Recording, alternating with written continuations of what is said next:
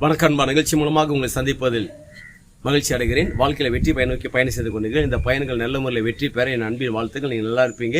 இப்ப இருக்கிறத விட 1000 மடங்கு அதிகமாகும்படி நம்ம சேனைகள் கர்த்தர் தாமே உங்களை ஆசீர்வதித்து உயர்த்துவார்கள். நல்லா கவனிச்சு பாருங்கள். அநேகர் பண்ற ஒரு சின்ன ஒரு வருத்தம் என்னென்றால், என்னால் முடியாது.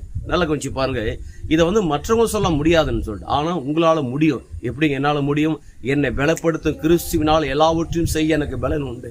அதில் உங்களால முடியும்னு சொல்லுங்க. எப்ப பார்த்தாலும் முடியாது, ஆகாது, வராது, இது நடக்காது சொல்லி ஏங்க சொல்லுங்க. முதல்ல வாயை கழுவணும். நிறைய பேர் வாயை கழுவ வேண்டியதா இருக்குது.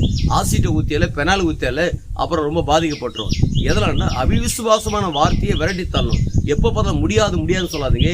எல்லாம் முடியும், எல்லாம் நடக்கும். நான் நினைச்ச காரியத்தை நடக்கும். ஏனென்றால் எனக்காக கர்த்தர் யாவையும் செய்து முடித்து இருக்கிறார். அப்ப எனக்காக எல்லாத்தையும் ஒர்க் அவுட் பண்ண முடியாத தேவனுக்கா அதுல எப்போதும் பாருங்க, என்னால முடியும்னு சொல்லிட்டு அந்த பாதையில நோக்கி பயணம் செய்யுங்க. ஒரு ஸ்டெப்பு முன்ன வைங்க.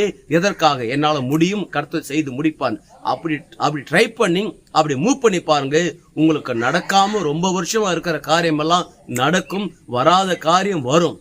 அப்படி செய்து பாருங்க. உங்க ஊழியம், உங்க பிசினஸ், நீங்க செய்து கொண்டிருக்கிற வேலை ஸ்தலங்கள், வியாபாரங்கள் வேற லெவல்ல இருக்கும் பாருங்க. அப்படி வேற லெவல் இருக்கும்போது என்ன நடக்கும் தெரியுமா?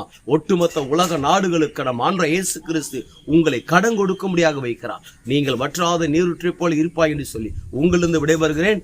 உங்க நண்பன் ரவி, பெரியபாளையம்.